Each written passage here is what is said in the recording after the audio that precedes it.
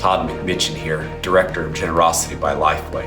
Have you ever given some thought to what motivates you in the moment to need to preach or talk about money or even have a guest speaker come in?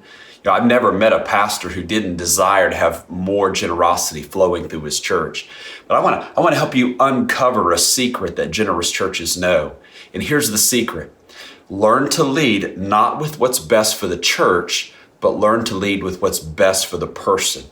So how can we make that transfer? Because I know you feel financial pressures at different times. So here's how you make the transfer. I want you to create two dreams.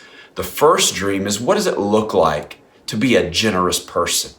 I want you to think for just a moment, what does a generous life look like?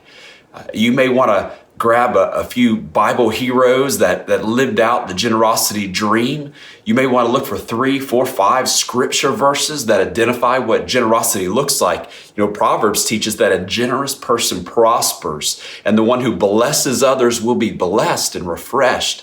And I want to encourage you to lead with a dream of what it looks like to be a generous family and to have a generous life. So lead with the giver first and the person first, and then the church second. So then you can create a second dream. The second dream is, what does a generous church look like?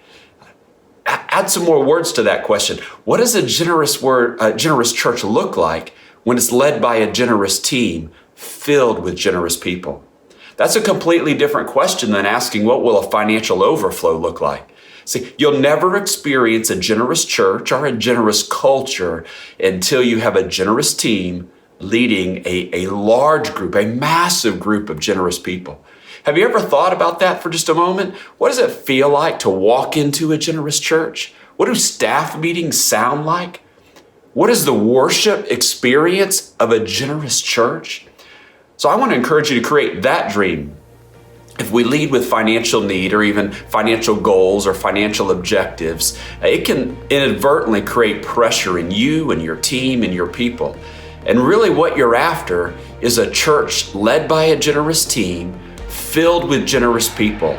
And let that motivate you and your team. Go unleash giving today.